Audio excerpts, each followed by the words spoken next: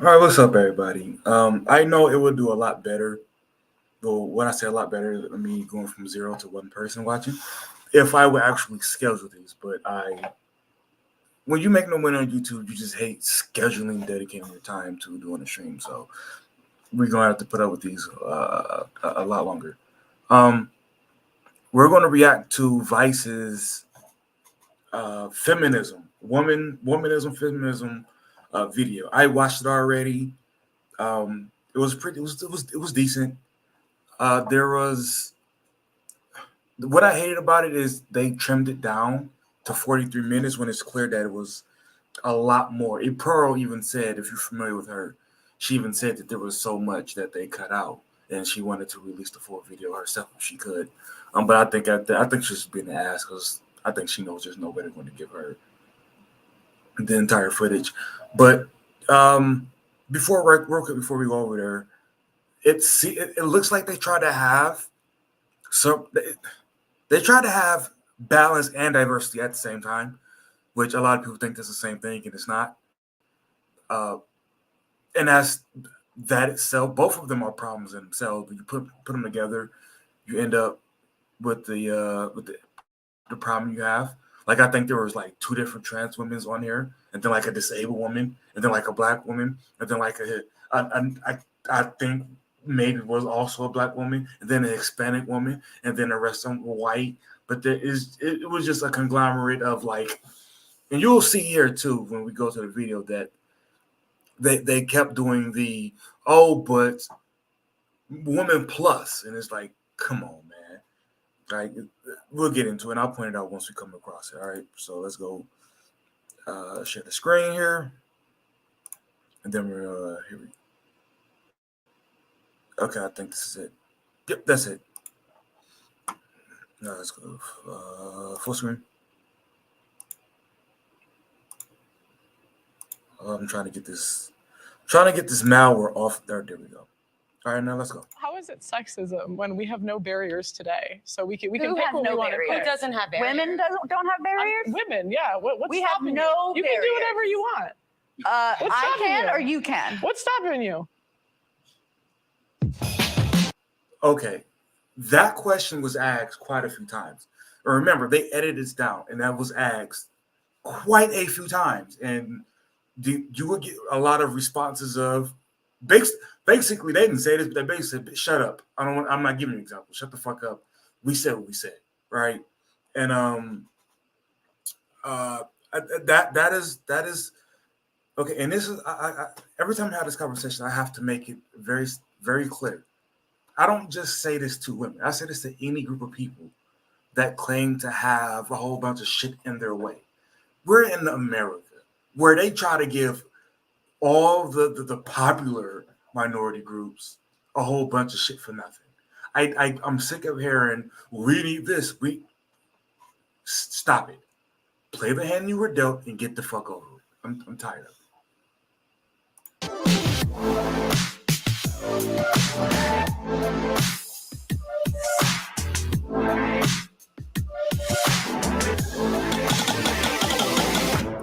And real quick, another thing about Pearl that I want people to look out for. Pearl has this really high pitched, upbeat voice, and the problem with that is when you disagree with someone like that, they always sound like they're being flippant. So pay attention to that, which is, and I point that out because Pearl has, I think, twice now, has had someone take her content and be upset about what she said, and I think that's one of the big reasons why she it gets a lot of pushback is because her voice itself makes her sound flippant.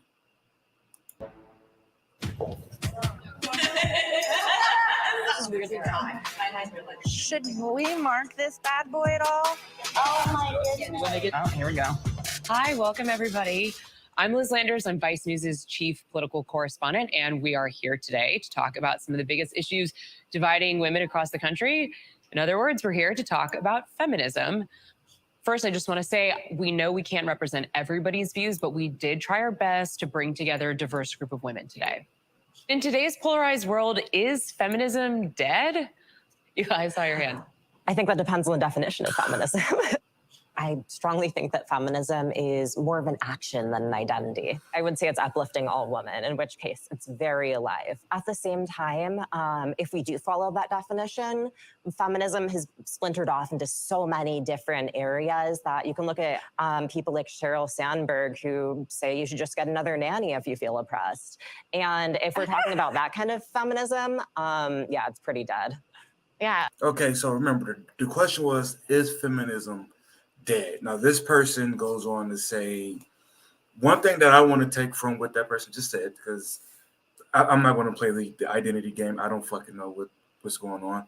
They said it splintered off into so many different things. Okay, then change the definition. Change the wording. Change something. Don't keep it the same and then go, oh, well, you hate the original women should have choice. Like, you're at that point, you're cheating, because now you're trying to default somebody into when they disagree with something that isn't what it is anymore, that then they now hate an entire group of people because they disagree with something that isn't even what that group of people like. You're cheating. You're making somebody a bad guy defaultly because you won't change the definition and you just add shit into that. It's just like politicians do when they say, oh, we want to feed homeless people, so we're going to put this bill up that also includes that, hey, if you are a guy who's in his 30s and drive a truck, we get to take 90% of your check. And like, and then you got people like me who fit the scripts like, fuck is that? Hell no. And it's like, well, you hate homeless people. It's like, stop doing that. Stop. Update the definition of what that is, please. I mean, as long as the human race exists, feminism will never be dead. There's something that we're always going to have to strive and work towards to make sure that there's equality. So feminism is not dead. I don't know that it can die. As long as there's power and oppression, there will be people fighting for equity.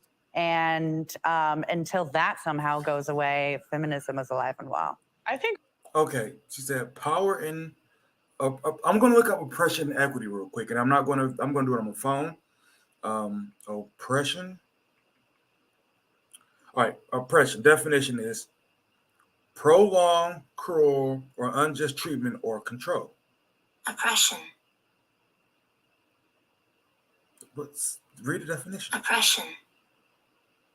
Okay, my bad. It doesn't read the definition. It just says the word. My bad. But you got it. Long, prolonged, cruel, or unjust treatment or control. Okay, and then now we're going to look up equity. Equity. The quality of being fair and impartial. So here's my problem, right? Uncruel treatment. In 2023, you have to really be careful with that wording.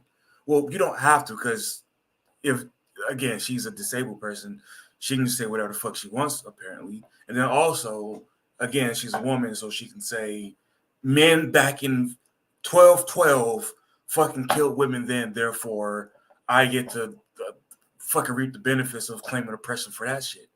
Which, why do I have to pay that debt? I don't know. But now when you put equity in there, which is from the same person, is being fair. What the fuck does that mean? What does that mean?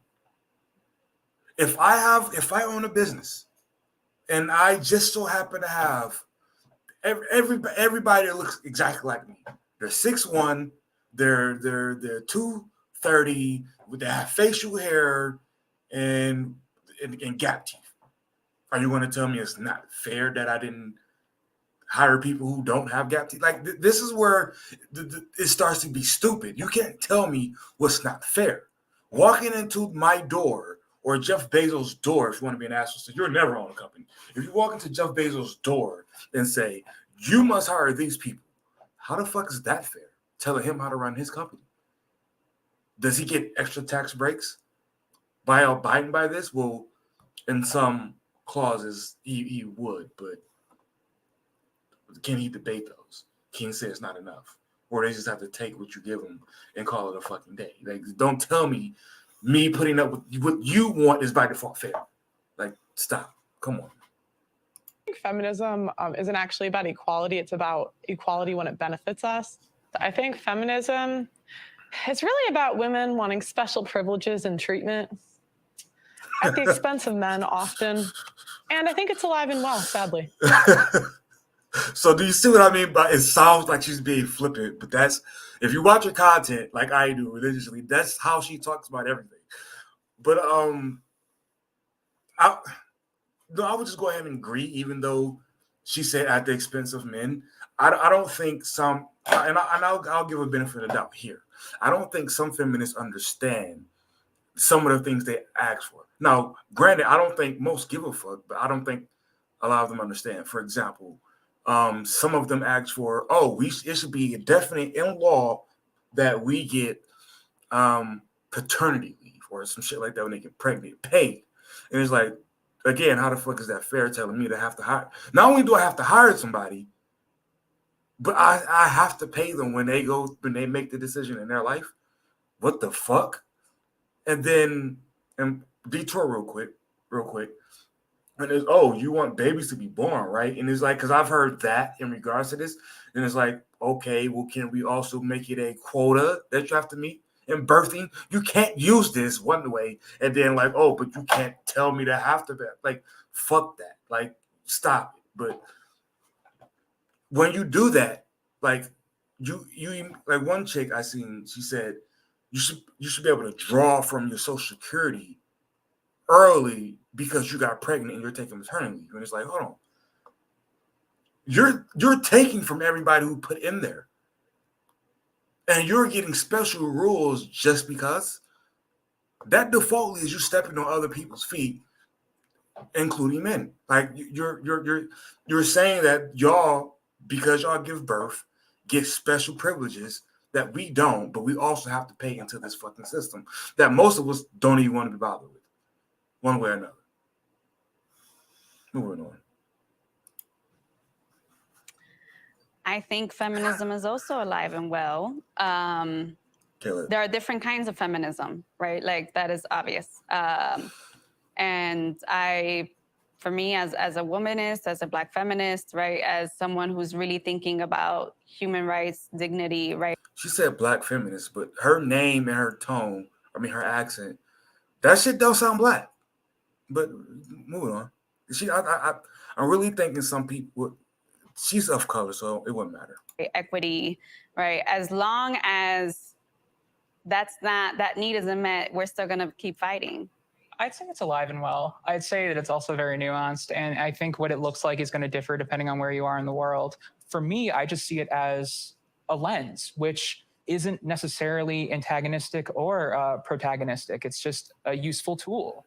Similar to what Pearl just said, I find that a lot of feminist ideology and thought today feels more of like a supremacist movement rather than something that is supposed to be advancing the goals of equality. I don't think that we can really term what's going on as feminism because it looks so different to, I think, the earlier feminist movements. So in that way, I would say it's taken its last breaths of life. It's dying. So Sydney Watson points out, so I'm sorry, I'll stop. This is going to be a long video. This one's 45 minutes. I'm watching the whole damn thing. It's going to be a long video. So Sydney pointed out something that people like to point out, and I'm starting to call all this shit in question. And it's because I hear it and see it abused so fucking much, like the earlier feminism time and something like that. And it's like, so let's say something like Wick or some shit like that, or whatever the fuck, right? And it's like, because her husband go off to war and die, that's why we instituted this program that everybody had to pay into. What? Why wouldn't you? She didn't. So there was a bunch of chicks who didn't have any family to turn to. None. So by default, we put in everybody across the fucking nation had to help these, like, come the fuck on. And then now today, there's like no time. Well, it may be depending on the state. I just still, that sounds like bullshit. Because when you pay attention to the reasoning for a lot of this stuff that they put in place, it's like, that shit didn't make sense. Like Social Security, I did a video on that. They put retirement fund, which sounds like a pyramid scheme, but they put a retirement fund in it because we had a Great Depression. What the fuck does the retirement fund have to do with a depression? Because you're still going to have the people who will be working, which the way you want Social Security to work, you have to have more workers than retirees. So because of people not working, you put in something for retirees. But you got to know that system itself is that's not this topic. Let's move on. Yeah, I definitely think it's getting more and more radicalized for sure. So it's definitely still alive. I think I'll preface and say that I don't know so much about modern Western feminism, and there might be a lot of terms that I don't know, like political jargon and stuff. But I believe in the advancement of women, whoever considers themselves a woman. I think there's a deficiency in society. So it's deeply rooted that feminism has always existed. I think America's a little obsessed with themselves, and it's like always feminism is rooted in America. And like, oh, white women started it. And it's kind of offensive because for thousands of years, women have been dying for their rights. I think as a Black woman. Okay, so that she pointed out about, she said, and I'm not going to quote it because I can't remember exactly how she worded it, but she said, for the advancement of women, whoever calls themselves a woman, you defeat your own your argument there. Because here's the thing. Let's say, like, I'm a truck driver. So let's say I make more than the female truck drivers and real story. I make more than the female truck driver at my job. And she's been there for like damn near like 2 or 3 times as long as I have. If you make the argument that she should get paid more because, I mean, she's a woman, blah, blah, blah. Well, what if I just identify as a woman and say, well, the top paid truck driver is a woman? What if I say that? Don't you immediately lose now? You have no argument now. You have nothing because a woman is top paid. You're mad at that. You're mad that a woman is top paid. So can I add that? You see the problem here. I identify as a woman in all the convenient places of my life. I do. Does it still stand? Are you still for the advancement of women? Specifically, when you talk about feminism, the mainstream first thing you think about is a certain type of feminism that tends to exclude still, even today, even with intersectional feminism, exclude African-American women. And it's always kind of done that. And also like, upper middle class white women has predominantly been the face of what we quote unquote consider feminism. I think feminism is attempting to say, okay, the first thing we agree on is that there are barriers and friction to what I need and what I want based on the fact that I'm a woman. What it ignores is that, and what privilege is that you may not have to think that being a woman and being a Black woman and being a Black woman who has a disability, for example, impacts you further. You have more barriers, you have more friction, you are less able to get what you want. You're undervalued in a way that's like, okay, well, that's life. That's what I'm. Once you bring anything other than gender and sex into play, it's no longer under feminism. Unless you change the definition in the word or the word. You have to. You can't keep squeezing things under something and think it has the same meaning. It doesn't.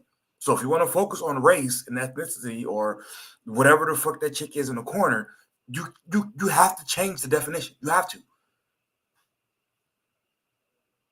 Mean by equity, and that we're able to, without friction, all get the same needs met.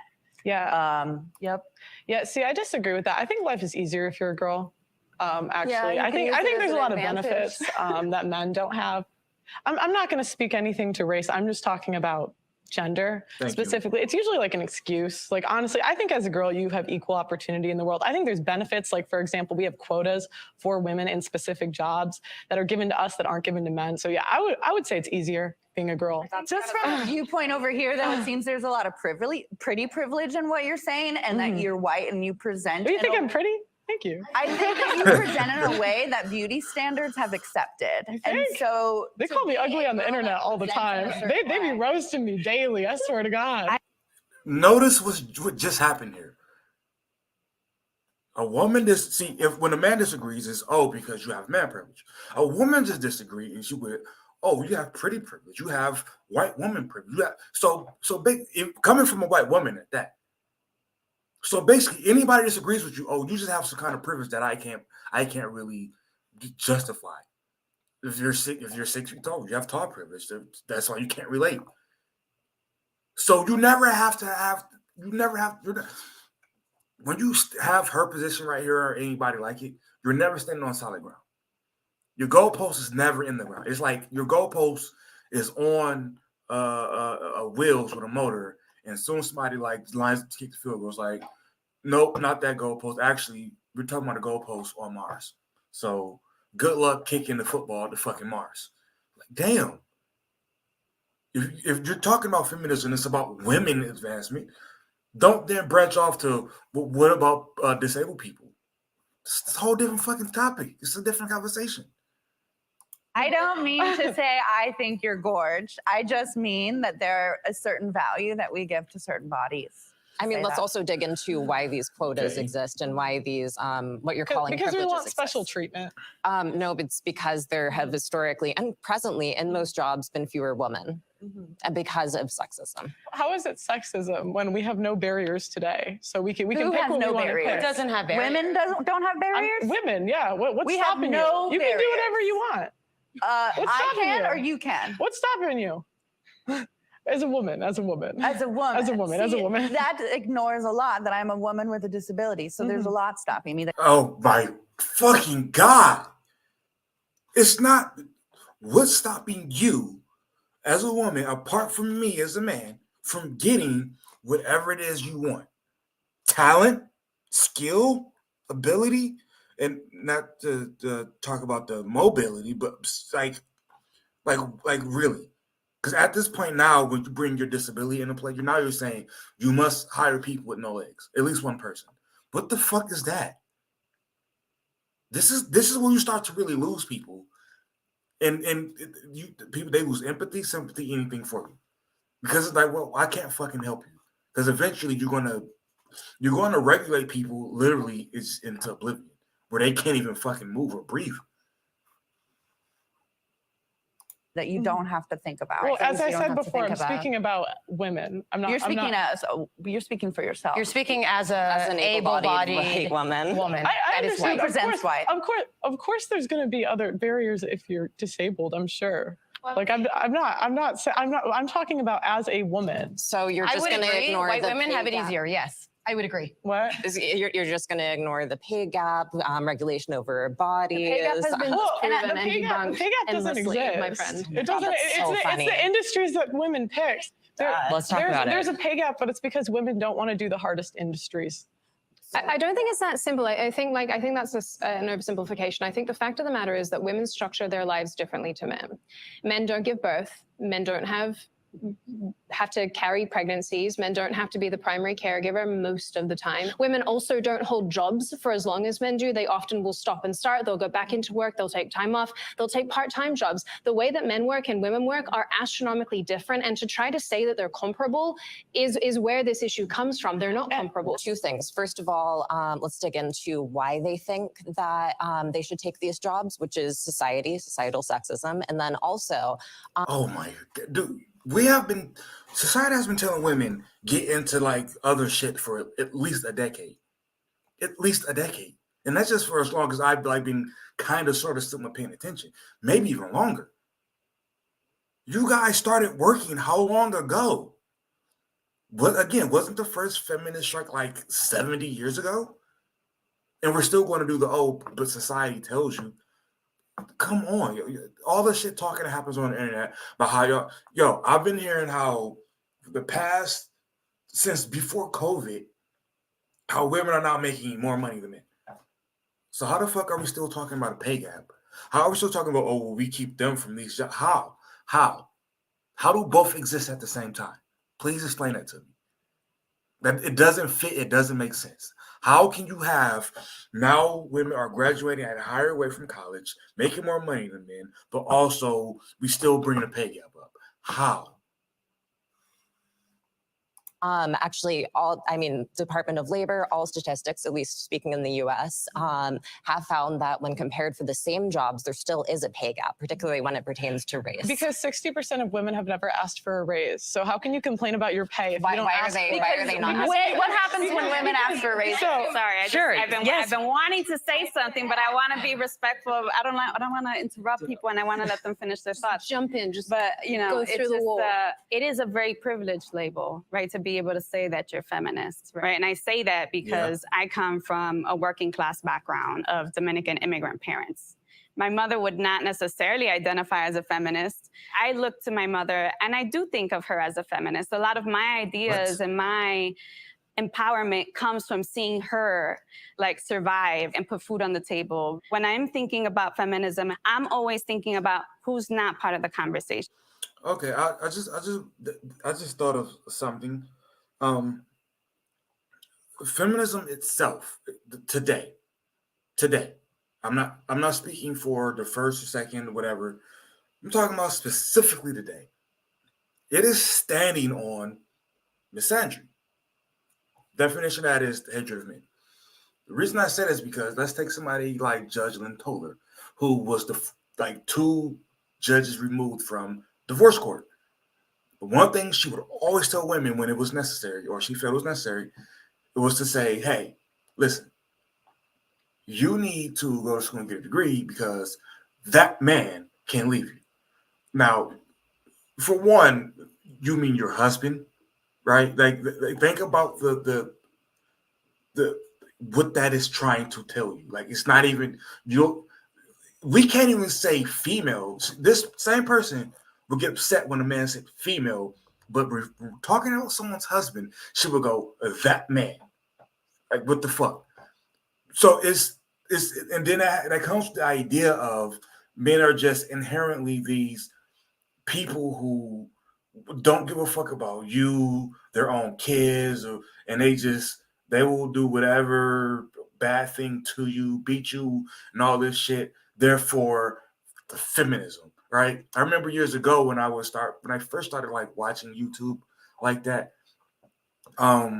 And then like this chick named Lexi Green, she had like a video called "Well, I'm a Feminist," and then like a lot of other women copied it, and they will always say, "I'm a feminist because my granddad never did laundry." It's like that bullshit. Like really, I'm a feminist because rape happens. Like, what the fuck is it doing to changing it? Like, anyway, so today's feminism stands on the grounds of misandry.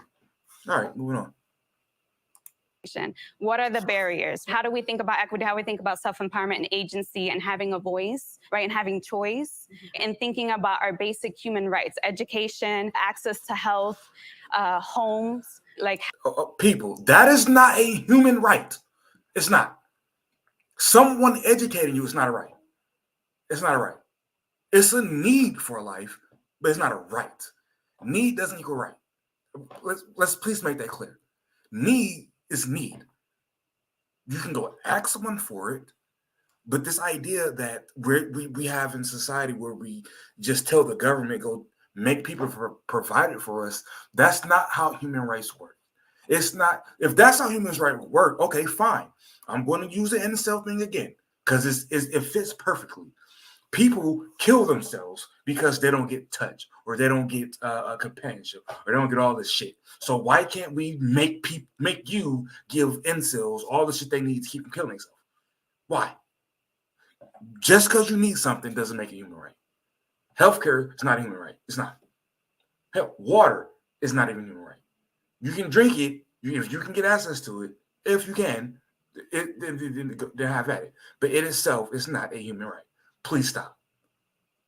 having bread, having food, and those things are very important, right? And they're at the crux, right, of what a lot of us here know that we need. It's like there are the barriers, right, that we constantly ignore that are very much systemic and microaggressive, right? We see them and experience them every day. Like what in the U.S.? Like what? What would you like to know an example of? So be I know specific. you said What the fuck that you there's just said? like barriers. I want to know what barriers in the U.S. today as a woman. Well, as a woman or as a woman of color? Let's be God specific. damn it. As a woman, I said And we as a don't. woman. Well, no, I can't answer as a woman. I 'cause I'm just feel not like a your woman, question is right? kind of hostile when you're like, there are no barriers to what I want. Congratulations. That means you have the privilege where you're not facing any friction, and that's showing. So here's what it sounds like they mean by barriers. It sounds like they simply mean nobody provided them a bridge, right? They're marching, they're on their way, and oh my God, here's a bite of water. I can't swim. Barrier. But oh, look at those people. They can swim pretty good. Somebody built me a bridge. It's a human right. Barrier. Systematic. Who put water here? They make sure they put something only men can get through. Only like 5% of men get through it. The rest of them are on the same side as them. Oh, we don't that, but men are the ones who did get through though, so it doesn't matter. It's systemic. Like, God damn it. That's not a barrier. That's simply you just don't have the ability to do it.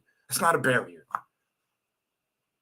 And I feel like it's I think like as an American, you're very privileged. Like, Can we go I'm not ignoring that. Or right, like a so- basic level of what I mean, the feminist movement is when it comes to just being born a woman, right? Physically, pound for pound, we are born as women and we have less lean muscle mass than men. So there are issues of violence and assault and stuff like that. And so therefore, there are policies, there are things to help women physically, like, for example, I believe being able to carry a firearm and being able to use that safely to defend yourself against men who are born naturally with more muscle mass than a woman. Relevance? What the fuck is this? I keep hearing the term equity. What would a world that has equity look like? Like, would it be 50% of everyone in the same jobs? Would it be like prison, 50%? That's equality. 50%. So, Yeah, so what does equity look like? So equity is generally described as a state of fairness because historically a lot of people have been arguing for equality. But what does that give us? Like 0.5 of the 1% being woman. This doesn't really do anything for us. Oh, okay. This really pisses me off when they use this and they just kind of nonchalant, like, fuck it. Okay, it's called the 1%. You're not satisfied with women being 0.5 of the 1%, but yet men get to get pushed aside because 1% of us is the fucking 1%. Do you understand what you're telling me? I get to get pushed aside for some shit for you because 1% of what people who have dicks get some privilege shit. Really? God damn it. Like, this is the bullshit that you can't sell this to me. You can't. I gotta help you get some shit because, and it's the same shit I don't have. Why the fuck would I do that? Why would I do that?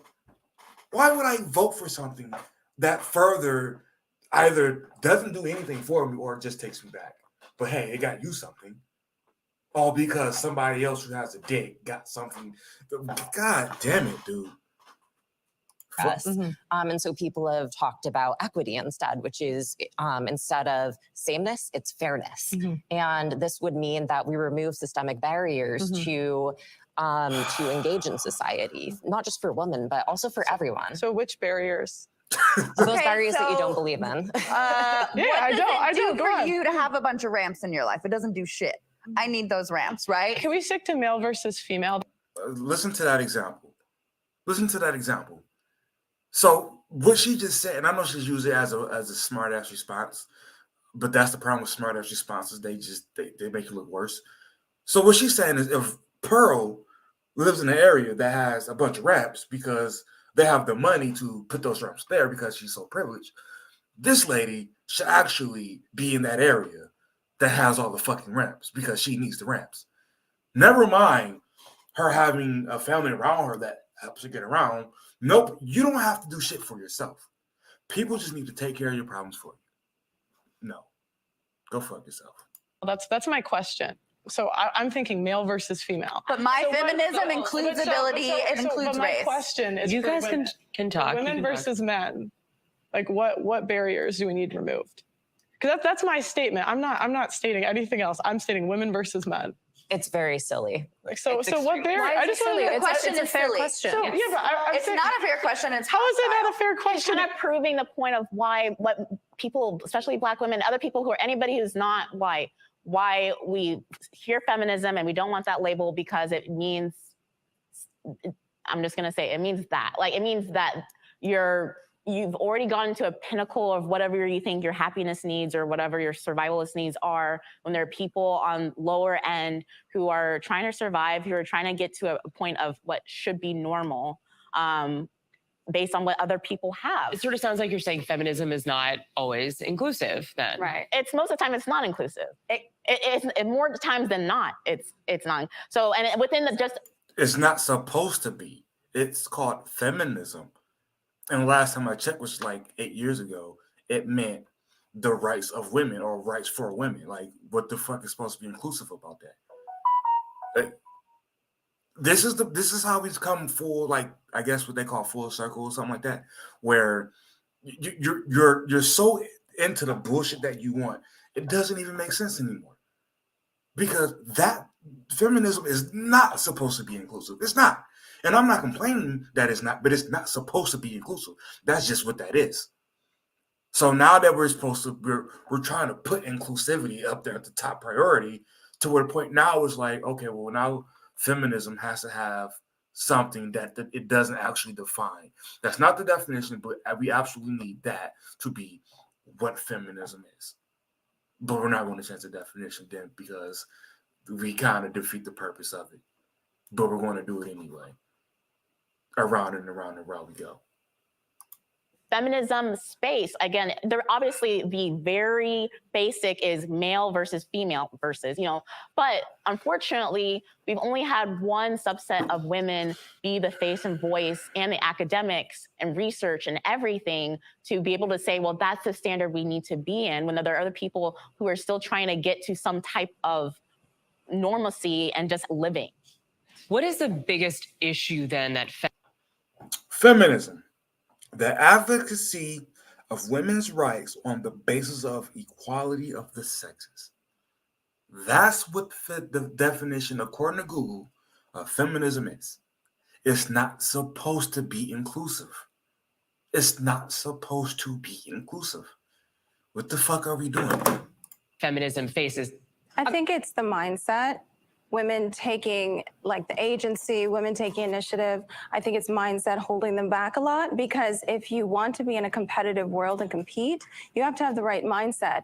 And I think a lot of people blame their lack of confidence or what society tells them for the reason that they're not achieving what they need to achieve, when that's not the case. You have to have the mindset of achieving, because the men who built the world had the mindset of building it. So the women who want to engage and build that further, they need to have that same mindset.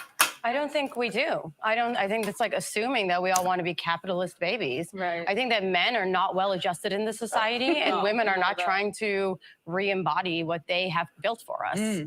I think that. But you do want men to help you get what the fuck you want. Do you see the problem here? No, fuck you. You don't even. You're not even well adjusted, sir. So you need to just hand shit over to me. So like, the audacity of that. No. Go fuck yourself. I'm not handing shit over to you. Now what? Like, this is stupid. This becomes a stupid, redundant conversation now, because you just want to be an asshole because like your privilege. That's fucking weird. You don't see how weird that is? You can point a finger at me and say how privileged I am, but you can have this type of audacity and attitude. That like what we're forgetting is a very important detail, which is just like human respect and dignity. Yeah. And not asking people to prove what their experience is and to prove to you. Like, it is like such conservative thinking to say like, I don't understand, explain it to me, versus just saying, I don't understand and let me respect what you are saying. I'm respecting where. So hear what you say, hear your complaints, and shut the fuck up and go along with it? But no. Your starting point, I'm respecting that. I'm really respecting that. I'm saying that if you don't have the mindset you can even achieve it, you're never going to even try. So it's But never achieve what? Like, what are we talking about? Because I feel like you projected this like capitalist ideology on every woman. Achieve whatever it is you're looking for, equality, equity. But what I'm saying is women in the feminist space and a lot of these other spaces, we don't acknowledge that we have to take the initiative. We have to take the action. We have to have the mindset. We have to demand those things. I don't understand how we're getting so off topic. This is about feminism today, whereas everybody wants to make this about their individual, here are all the multitude of other things that factor into my person. Great. This is about feminism. It's about womanhood. I understand that all of you have your own individual experiences and the other things that feed into you as a person. That's perfectly fine. But this is where intersectionality falls off the planet and loses, I would argue, probably the vast majority of people, including me. I'm not even a feminist. I don't give a crap about feminists arguing amongst themselves about who's the most victimized. But this is annoying to listen to. I honestly I don't understand anything anybody's even trying to get at. Look, I just want to say that I don't think equity and this concept of competition can't coexist with each other. Equity is building more facilities for people who need them. It is recognizing that there's a whole market and there's opportunities for women and feminine expansive people and meeting those opportunities. I think equity can buoy the pre-existing system that we live in a good way. And this is where we're going to get to what I think the real feminist arguments are based off of policy. And abortion is the biggest one. How many of you would identify as pro-choice? Let's do a show of hands for pro-choice. I feel like pro-choice is pro-life, though. Yeah. Okay, and folks who identify as pro-life, why do you identify as each? You've gone from legal, safe, rare to, yeah, I'm so proud. Let me beatbox in front of the Planned Parenthood. Yeah, I got murder on my mind. The fact that it's celebrated that murdering children, especially in late-term pregnancies, is celebrated, that people are so proud of themselves for mutilating a fetus is just, it blows my mind. And I don't think that you need to be pro-life to even take that stance. And you said late-term pregnancy. Yes. A lot of abortions do not happen. I made the distinction. I made the distinction specifically because lots of people still celebrate. There are people who, when the laws were passed actually here in New York, they said, yes, great, yes, I love the fact but that... you need to ask about what are people celebrating. She just told you what they're they celebrating. She just told you what they We're not celebrating okay. killing kids. Like that's not what it is. Well, so this is what I'm saying. So like, here's the thing. Okay, she just said we're celebrating access, not killing kids. Well, what the fuck is abortion? Like, what is it? Like, I got into a debate in the comment section with one of these people, and they just, listen, here's my thing, right? For as long as family court is around, I am pro-life because you're going to hold me accountable for this kid, right? I want you to be held accountable too, because one party being held accountable is not fair to me at all. When I'm talking about fairness and equity, that's not fair at all. And then they went on the typical, but you can't force somebody to carry a baby for you, or you can't force somebody to be like a blood donor or organ donor or something. And it's like, that shit isn't relevant at all. It's like, but the mother is the one who takes the risk. Like, yeah, we know that. And do you know it's a risk before you got pregnant? But as you see, you know what? I'm a circle around when they get to the point. When we're talking about access to reproductive health and to abortion rights, right, and to being pro-choice, listen, that's your body. You do you. The child is not your body. As I go. A baby. It's so scary for me to hear people calling like guns the biggest equalizer for women, but taking their choices away from them at a policy level. Why is that?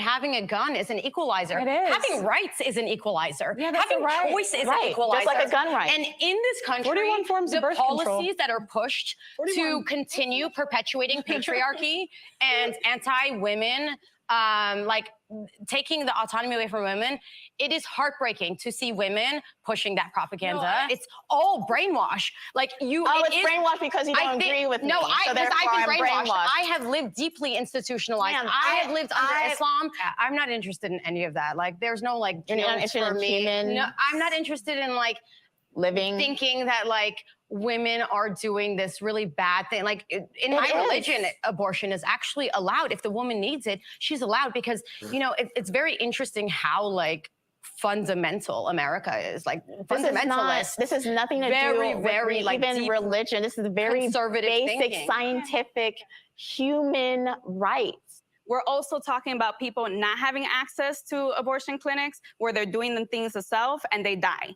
Right? We're also talking about women in the hospital who are pregnant, who have chosen to stay with their pregnancy and have issues at hospitals, and hospitals that are like, oh, no, we don't do that.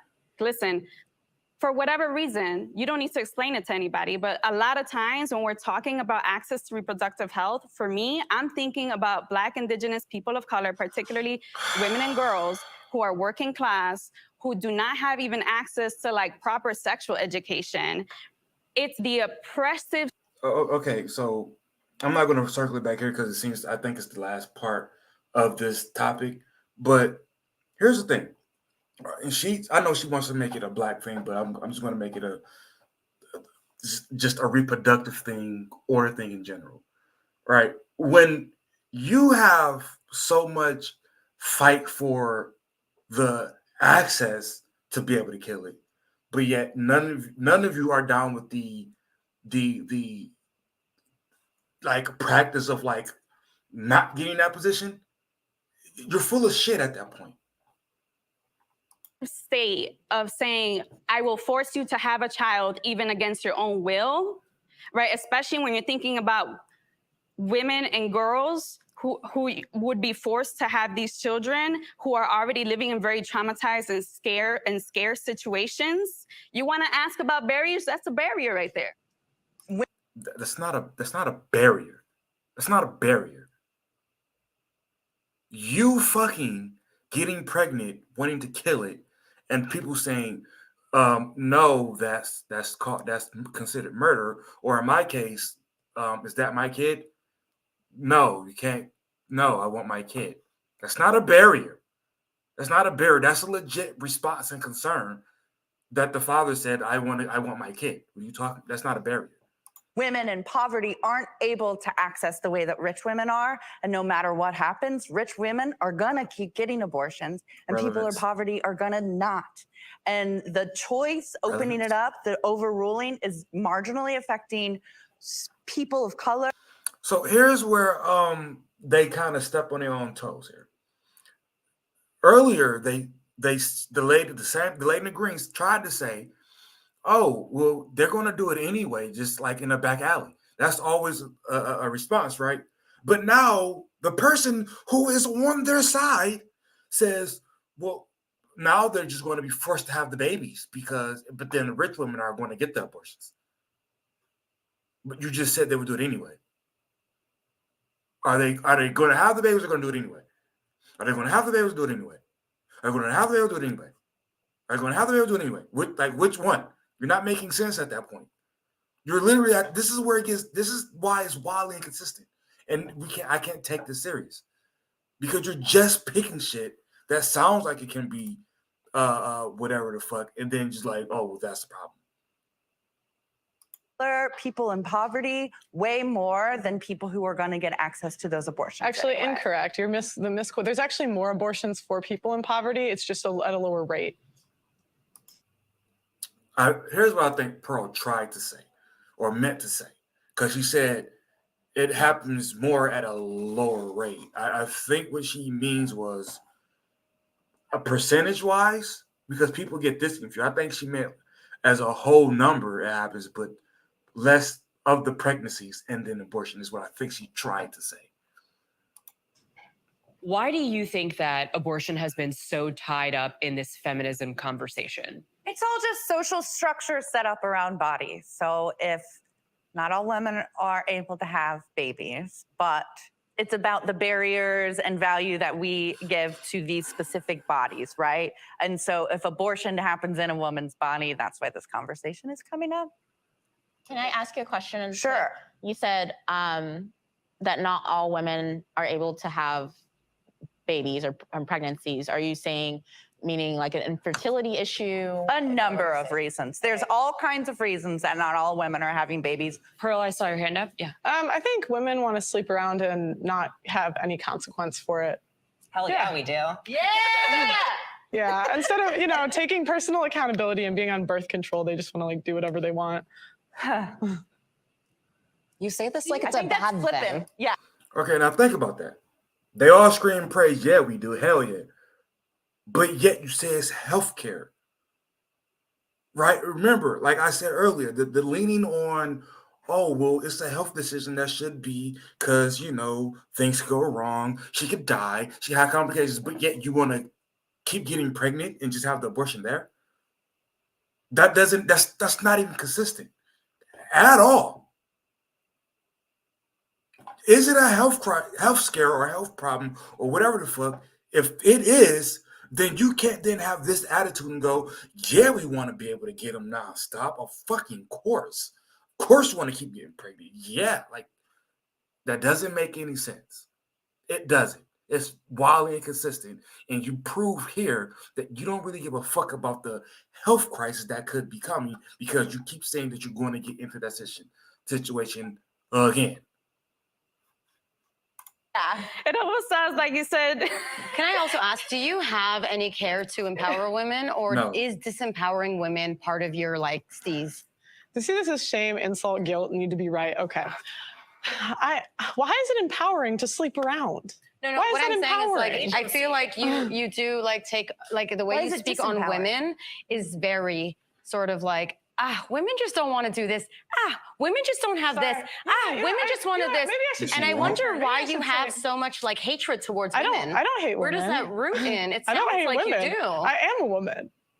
I That doesn't don't mean you don't have I could be self-hate. black and still be Exactly. internalized racism. Exactly. Yeah, I'm saying her. specific things that you're saying, like women don't want to work, women don't want to this, women want to sleep around. Where did you learn these belief systems from? Y'all just said it. When she said it, y'all said, hell yeah, we do. What the fuck do you mean? You just said it. And she was answering the question. Why does abortion keep coming up? Her answer, women just want to sleep around without consequences. That's not hating, self-hatred or nothing like that. That's simply answering the question. It's almost like they don't pay attention to the question. And they just get triggered when they hear something, and then they just don't understand that it's a response, a proper response to the question. Now, when I say proper, I don't mean right. I simply mean it addresses the question the way she feels. Because the question was why does abortion keep getting brought up? 40% of women that have had abortions have had 2 or more. 40%. Good for so them. so what does that say to me? That means you're using it as a form of birth control, and they don't track the 60%. What kind of abortions? Can you let me finish? They don't track the 60% to say who in the future has abortion. So to me, it's like why are they dying so hard for abortion? They want to sleep around with no consequence. Now, the girl in the green next to her said, what kind of abortions? What she's trying to say is there are because the woman is dying. And it's like, I seriously would I would want once to end this all. Well, it won't end it, but I just want to put on the forefront. I want to see somebody actually bring up a number or a whole number and a percentage of the amount of pregnancies that are critical, and abortion is even a actual consideration, not just oh, she thought of it. No, actually, if this happens this way, we are going to have to actually go in and just abort the pregnancy. I want to see how many pregnancies are in that type of situation. Because if you can show me, hey, it's half of them, you got a talking point there. We can at least start to say, okay, how can we, at the very minimum, set the whole abortion law thing up to where she can just, when these situations are met, it's not questioned. The dad doesn't even have to be questioned. She just goes get it, right? But if it's less single digit percentages, it's you full of shit, because that's not. We don't never do shit like that. We don't never say, oh, this. We let people get ass shots. We let people get voluntary surgeries all the time. We don't give a fuck about what could happen. We let kids cut their dicks off. We don't give a fuck about none of this. So you gotta give me some type of number that backs this belief up. Consequences, even though you have 41 forms of birth control. Who does that benefit? I don't think that benefits women. I think actually that benefits men, because it means that men can have sex with you without consequence. It means that you can sleep with whoever you feel like. Great, but there are consequences, because women are the ones who get pregnant and carry babies and give birth. It's very binary version of yes, sex. because sex is binary. But please let me finish my. If sex isn't binary, why is sex always dick, pussy? Like that's two. That's binary. Dick, pussy. Like that's what it is. Like even if you're gay, it's dick, whole tongue. Like that's it. Like it's binary. Point. Oh God. It's tricking women into thinking that aborting a pregnancy, terminating a pregnancy is something to be celebrated, when in reality, for a lot of women, especially those who are doing it under duress, say that they've been raped, or that, you know, in the small circumstances where something really traumatic has happened to them, that's a medical decision. Or say that they're miscarrying and then they have to, you know, have an assisted termination. That's a medical procedure. It's not a celebration of, oh, look at the. The idea, the sort of like moral setting of that it needs to be rare is, I think the delineation between that's a medical abortion and that's like a fun abortion is really interesting, because they're all medical. It's all a medical procedure. And so no matter what you're doing, going in there and getting it, like it's not like, oh, you're only allowed two. It's just like, you should just be able to get a medical procedure done when it's something that you need done. We shouldn't be desensitized to taking someone's life. That should never be an empowering factor for a woman. I definitely agree in that, like, there should be no absolute thing any woman should do. There should not be an absolute response to incest or rape or any of these things.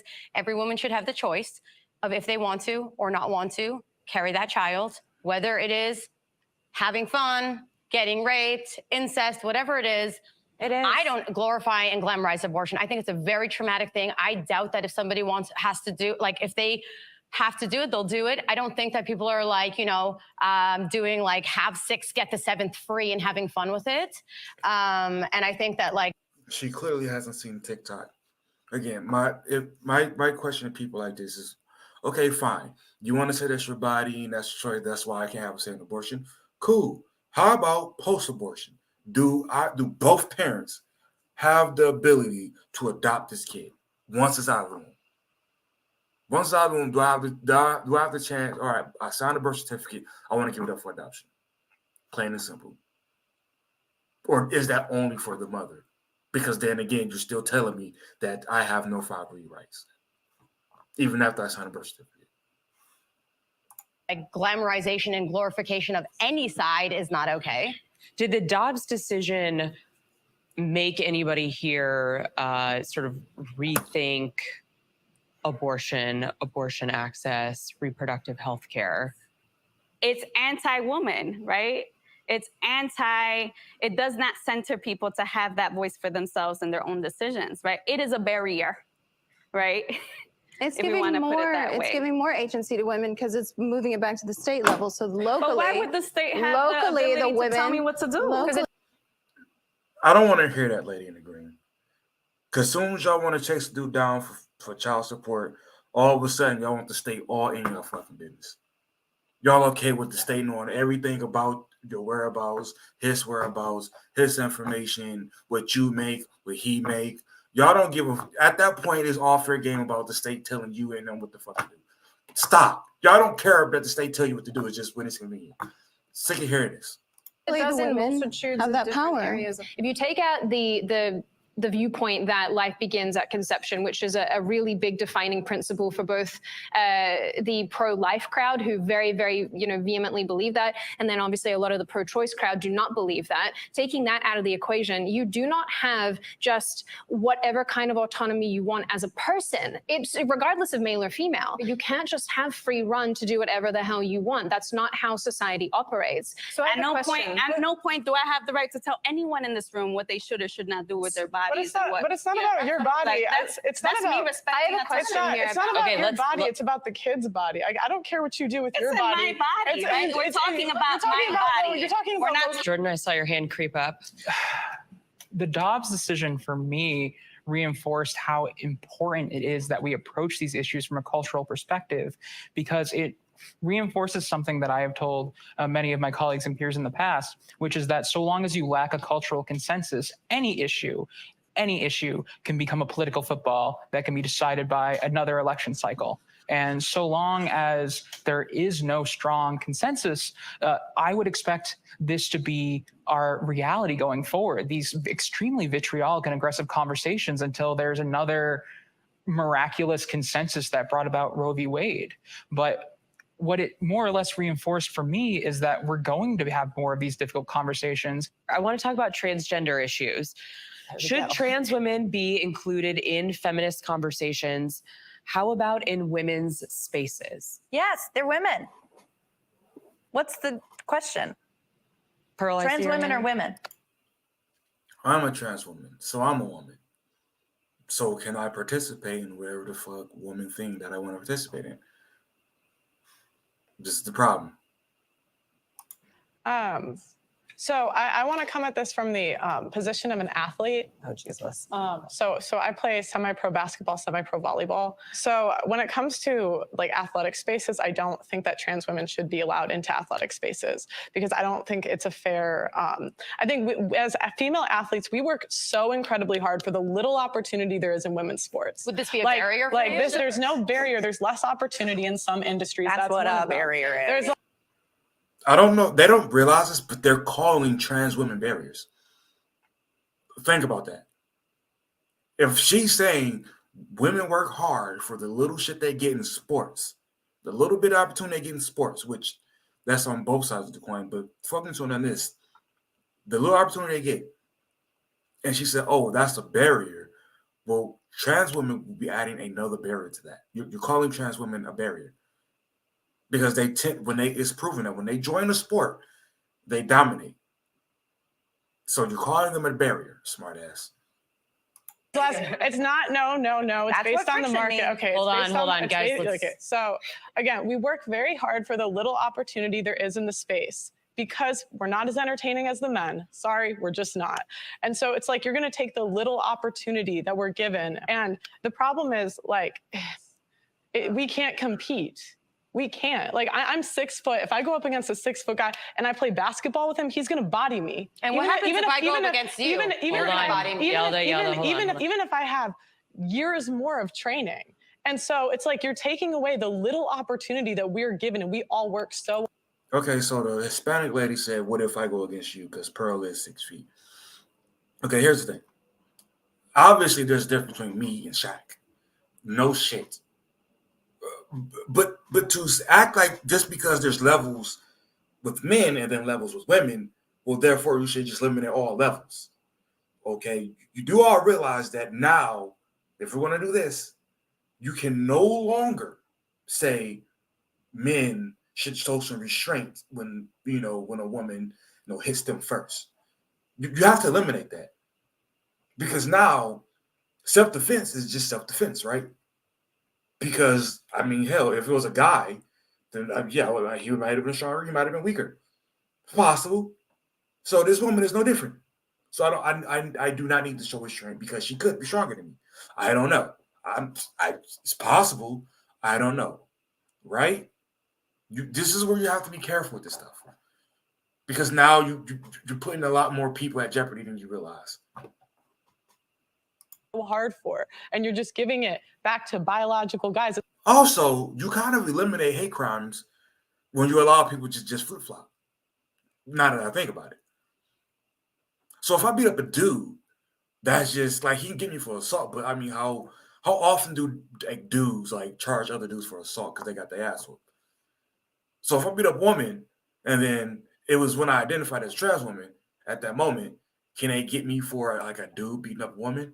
Or is it just a cat fight? It's like, this will be the end of women's sports.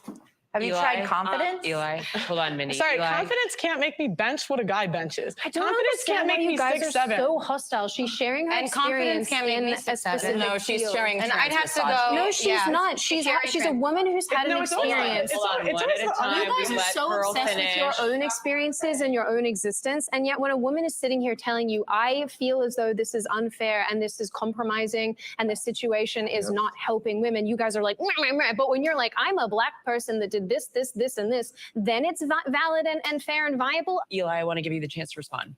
So this is basically a joke of a talking point. Everyone has biological advantages in sports. How tall are you? 5'11" and a half. I'm tall. I'm 5'8". I am a trans woman.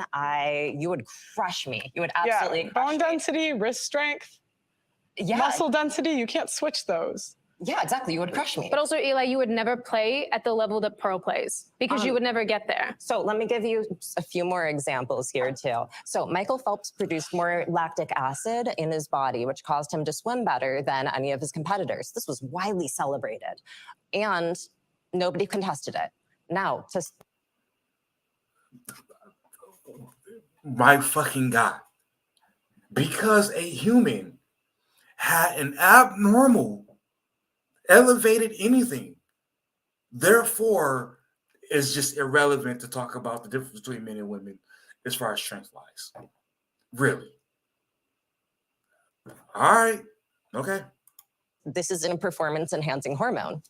So we all have different bodies. And now I'm not saying that trans women who aren't on hormones should participate, but there are, I mean, every major medical and every major sports organization agrees that trans women who have been on hormones for between 1 and 3 years, depending on the organization, have the same competitive abilities. The study that you're referencing had like 7 people participated. That's misinformation, by the way. I'm referencing several different studies. I'm a trans woman and a researcher. It's getting personal. I don't want it to be personal. A lot of us live in this space where we're told that our opinions don't count because they're not the right kind of opinions. And we're constantly shouted over and talked over, regardless of what we look like, because there's one group in society that basically takes precedence, and it's frustrating. So yeah, of course, it's frustrating because when we try.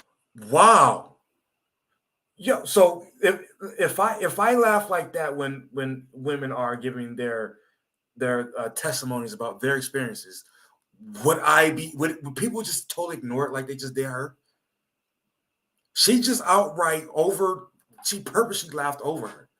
Will I be extended the same thing? Like, remember Blossom in my last video? Blossom was just ignorant as hell with it. Nobody called Blossom up because Blossom is a trans woman. You know, this woman is just laughing over another woman. Would I be extended the same forgiveness for being an ass? Try to talk about it, we get shouted down, we get told to be quiet, we get spoken down too as well. So Okay, there's hostility there for plenty of women. Let's try to make this an opportunity to speak. You're literally a white woman from Australia. You live in a bubble and you're pissed that voices that have been silenced forever finally can be heard. That's why they have the voice, because they speak up. Okay, we're having a conversation about transgender women participating in sports, and I wanted to allow more people to participate. Jordan, I wanted to hear from you. So I am not a professional athlete. The closest thing I have ever done to anything athletic was I used to do competitive show choir when I was younger. And I don't feel really qualified to make carte blanche statements about whether or not trans women should compete in every kind of sport. And I understand that that is that's a hard pill to swallow. And for me, my first inclination is to approach everything through a lens of inclusivity. But at the same time, I also can't speak accurately to every kind of sport and the different things that go into it. So I really think in these instances, the decisions are best left up to the professional governing bodies that dictate these particular sports. I just feel like in places, as an ally, in places where there's no understanding, we can just respect and not really, like, our opinions don't fucking matter. Eli, yes, they do. Nodding your head over there several times. This is more than about sports. This is about free and equal participation for transgender people in social life. And the right sees this as a socially acceptable way to begin to remove trans people from different engagements in our society. So it does just start with sports or bathrooms or locker rooms, something that they find is more acceptable. And then at this point, they started to move into education, getting trans teachers fired, banning trans books. This is a route that is very effective because it's seen as more acceptable. But it's also overlooking a lot of major details. Like, I mean, do y'all know how many trans women have won national titles? One too many. One. It's many. Leah Thomas is the only one. Too many. If one women, too many? if women's sports were actually going to end in some way, I mean, it's just not happening. Wouldn't you think there would be more trans women in sports when the majority of states do allow trans women full participation? International titles, 0. No global titles have ever been won by a trans woman. I want to Based move on our on to a different background. topic. I want to talk about Me Too and sort of this social movement that we're living through right now. What is the state of feminism sort of in this post-Me Too era? We're in post Me Too. All right. Tell me. Sorry, I got distracted by the Me Too part. So I was like, we're in post Me Too? Wow, like no one's getting like sexually harassed anymore. Like, oof. We did it, guys. We solved the Right? problem. I want that world. No, I think obviously the state of feminism is very much reflected right in this room. But Me Too for me, right, in a particular context means something for different people. It's a different experience for different people. In my culture and in my community, we're still working through that. There is no post Me Too, right? We're still working through how do we have these tough conversations? How do we teach not just, women, but everyone about consent? What does consent look like? What does that look like in our community? What does that not? This is so fucking stupid. This is so dumb. The idea of teach consent, like, I refuse to believe the women on this panel want consent to look like, hey, can I stick my thumb up there? Sure, go right. I seriously doubt that. I'm pretty sure every last one, everybody who wants to talk about teach consent still wants that genuine, or what they call organic, just boom. It just happened. Like, I'm pretty sure. But every time we start talking about this shit, let's talk about what consent looks like. What the fuck? We all know what it looks like. Is you not saying no? Oh wait, how did I word that? If I worded it wrong, you get what I mean. Not look like, right? All those things that I think it's still very complicated.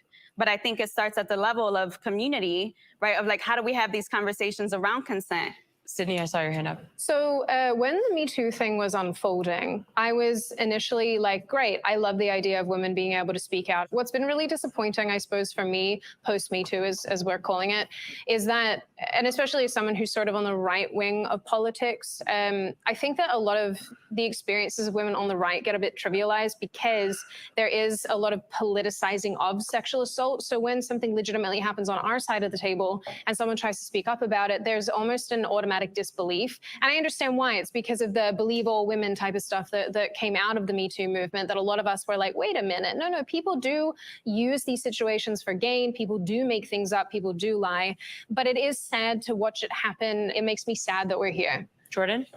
I feel like there'll never be a post-Me Too because at the heart of it, Me Too is just a phrase. The spirit of what Me Too represented will always be relevant, and that is that you are empowering individual women to advocate for themselves and speak out when they feel like they're being wrong. Ideally, you're just trying to be the most transparent and self-accountable person you can be, and you need to hit all of those fronts if you want it to last on a cultural level.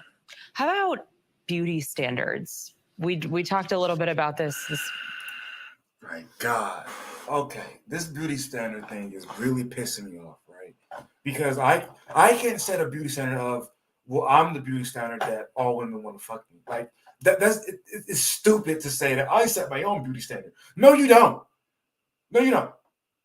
When you in your mirror, you want to set the beauty standard and say you're beautiful, fine. But to make it seem like, oh, well, if I simply just call myself beautiful, that means I'm just as beautiful as the person who they universally call beautiful. No, you're not. You're not. And they're not going to talk about this. I don't remember. Well, I don't remember them talking about it, so I'm going to bring it up. The one person that's been like, highly profiled in this is Lizzo, because that's how she presented herself. It's well known that Lizzo doesn't want fat guys. It's well known that Lizzo wants, like all the fat chicks want, the guy who got the six pack, the guy who's cut, the guy who's ripped, the guy who's tall, the guy who's buff, the guy who has a solid chin. And nobody's saying that you're wrong. That's typically what people find attractive. The in shape person. The person who has the quote unquote the goods. That's what that is. So this idea of, an unattractive person can just go, I'm attractive, and then now they're attractive. No, they're not. No, you're not. No, you're not. You are not. And the fact that we want people to feel attractive proves the fact that there is a such thing as value in beauty. But I'm pretty sure you'll contradict yourself and say it's not, while trying to tell people they have beauty to feel better about themselves. Got brought up at the beginning. How does that tie into femininity? Sorry, I'm very into this idea because I do think it is one of the larger intersections that just doesn't get very discussed, which is, like I was talking about before, barriers and friction are placed up around bodies. And the fatter I get, the older I get, the less people will listen to me, the less value I will have for society. So, okay, listening to people, that's very because beautiful people, I'll use myself as an example. When I see a woman who's like super duper attractive, it's not more so of a you listen more, you just like look more, and you might hear more shit. Maybe it's not defaultly the words mean more. It doesn't. You just are enamored with the oh my god, that's a 10. Like then that's it. Now for women, if it means anything different, I don't know. I do know I saw quite a few women say they believe Derek Jackson because he's handsome, when I really believe him because he told them what the fuck they want to hear. But that's just my guess. I'm already starting out as a woman with no legs. If I had something on my face, I have my beauty. That's one of my privileges. I have my whiteness. That's one of my privileges. Oh my God. I used to have thinness and now I'm getting fatter. Things are changing. And I think every single time that we talk about feminism, pretty privilege should be discussed, because we have these ideas. If your skin tone is this, if your hair is this, if your body looks like that, it's about whether or not you are given an equal opportunity. If I like somebody more based on their beauty and I want to give them something, fuck you. If they're willing to accept more attention, more money, more time, more consideration for a position, why the fuck do you get to go, no, I don't want you to give your job away to somebody because of what you want to give it to them for. No, you have to give it to them based on what I want you to give it to them for. And I fit that. So therefore that's fair. What the fuck? No, go away. Based on what you look like. I saw it. I think a lot of times the women that complain about beauty standards don't complain about them when they got privilege, when they were young and attractive and thin. So it's like, yeah, you're complaining when the privilege is gone, but privilege is invisible to those who have it. And women, it's a privilege, and men don't turn 18 and get looks that we get. As a Black woman. Okay, Pearl's mistake there, she brought up men, and she should have just said that and then just stopped before she said men. Because now I'm pretty sure in their mind, if they didn't say it, they held that against her and go, oh, she's here for men. Women, one of the most integral parts of the beauty conversation has been colorism. I'm a dark-skinned Black woman, proud of it and proud of being myself. For the most part, I did not. Why am I going to cry about this? Mm-hmm. I did not grow up thinking I was beautiful because I was that. And I think in the Black space, we have these conversations, but I think I'm glad I bring it up, because I think feminists actually really should be part of the colorism topic, because got it. No. It's already annoying as hell movement to begin with. No, we're not adding colorism. This will, if I'm not mistaken, she has a wedding ring on. So it kind of worked out for you, didn't it? But now other people have to fix your problem. What happened to your mom, your dad, your aunt, your uncle, your grandparents?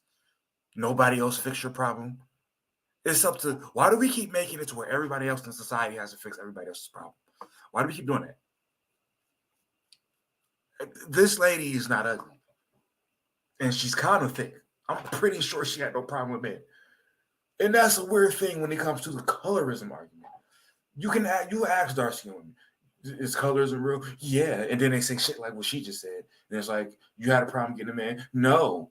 Well, what the fuck? I didn't get the same googly eyes that the light skinned woman got. And I'm supposed to give a fuck? So, ladies, let's think about this. People, guys, who most of us, we have a problem getting top 50% women. Y'all will come to us or y'all will be complaining in general about, I don't get like the super handsome man looking at me. Well, fuck you too then. Like, what? I'm supposed to give a fuck now?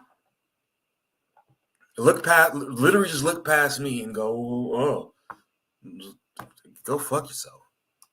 Colorism is not just shades within being Black. It's shades because they're, again, the beauty standard is the closer to whiteness you are, the more beautiful you are. I think it's something that if more people in different shades, particularly white women, because of knowing that standard, and we work together on that, then we have a lot, I think, something we can unify on, but also something that we can make strides in right now that I'm just not seeing. And it's only, again, that's why people feel like you have to be a Black feminist, because it's a topic that only really Black feminists are talking about because it deals with being Black.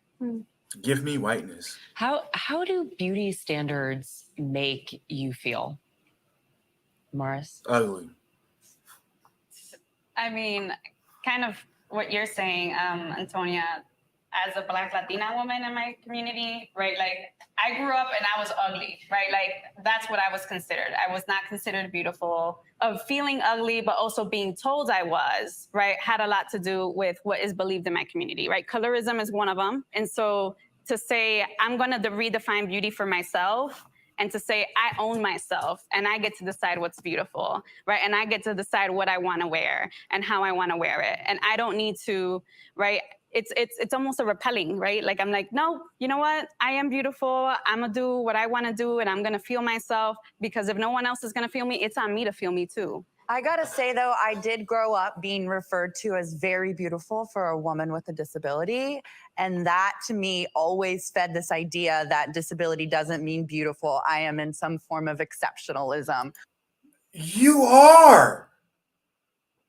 People don't typically find people without legs beautiful. It's just not. It's just not the case. If you're missing an eye, it takes away a lot of the beauty. If you're missing a forehead, it takes away a lot of the beauty. Like, that's what happens. You really we're going to act like that isn't, people don't take away from disabilities, and that's like not okay for their preference. Really, you understand? Beauty standards is a general collection of people's preferences and what they like to see visually, right? We understand this. So fat people are not widely preferred. People with disabilities are not widely preferred. Go figure. All right, let's pretend that we don't understand why. Which I then had to keep up with forever. So it's like, I got this thought as I started to age, like, you can have no legs, but you better not fucking get fat. And so this idea that, like, there are certain people who are beautiful and certain people who aren't, and that inherently holds value is, I think, find it in yourself, yes. And Jordan? Beauty standards are toxic bullshit hierarchical nonsense. And I say that as someone who has spent over a year collectively of my life in eating disorder institutions, because I have tried to put my body through hellish things to meet these beauty standards, which more often than not are not based in reality. They're typically trends. They're created to push things. They're extremely useful for marketing, but they don't serve anyone's health. They don't serve anyone's self-esteem. Being thin doesn't serve health or self-esteem. Yeah, it does. Like, you had a point with some of them are, you said they tend to be trans, but not all of them. Some of them are actual facts. The people who are on the underwear packages, they're in shape for a reason. Like this, because they make shit look good. Why? Because they look good. So it's not just bullshit. And we shouldn't change something simply because you went through some shit. Society has to change because you went through something. Why? And again, because now he's a woman, yep. But let him be a dude. Let him go back to being a dude and liking women. And have him say that same shit. And see if any of those women actually give a fuck. See if they applaud him then. Or they go, you're not entitled to me wanting you. But he's entitled to feeling beautiful now because he wears a dress?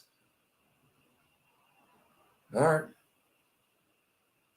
They only act to try and tell us that there's a allegedly right way to have a body. And if you don't occupy that space and have that body, then you're a piece of shit, which is absolute nonsense. And there are way too many women and men in the world who end up doing terrible things to themselves because they fall into this trap of thinking that you have to be this way. And if you aren't this way, then there's something inherently wrong at your core, which is nonsense. You're perfect the way you are. That's literally the core of it. You are perfect the way you are. And anyone who tries to tell you otherwise is feeding into this industry and is just, they are not your friend or looking out for you. Layla? Oh, yeah, I was going to say, yeah, beauty in the industry is exploitative. But also we have to remember a lot of the beauty standards are based around health, what's perceived as health, like symmetry, certain weights, things like that. So there is that side where we have to balance it. And I think we're seeing so much more representation, which I think is incredibly important. Well, I just think that, like, if women really cared about beauty standards, like the obesity rate wouldn't be what it is. It's fine. Beauty standards. I just think like some people are more attractive, some people are less attractive. And that's just, where would I rate myself 1 to 10? Like, We're not rating. It's okay. That's what I mean. Like, I just think like some people are more attractive. So if you are overweight, you don't care about beauty standards. Well, is that because right? like the point is that the beauty standard is thin, right?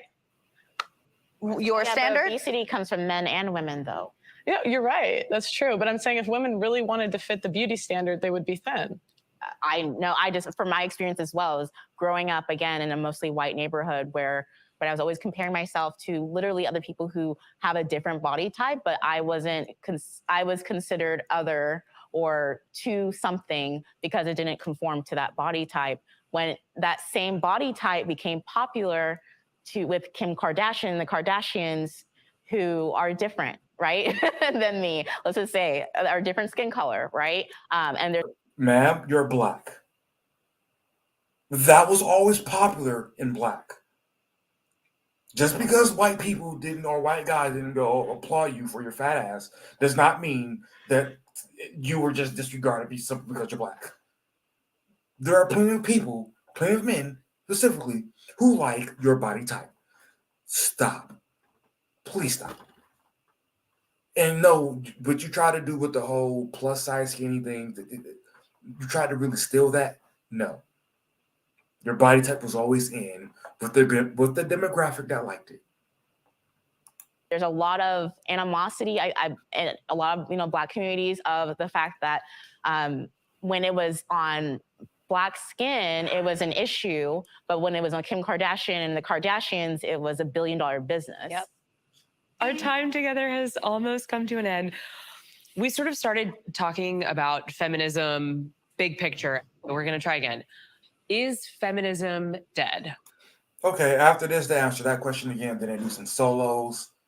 I'm not going to get into that. Y'all can go and check that out. It's basically them just saying what their opinion of the panel was. And, nobody liked Pearl. Nobody. I don't even think Sydney liked Pearl. And they were on the same side.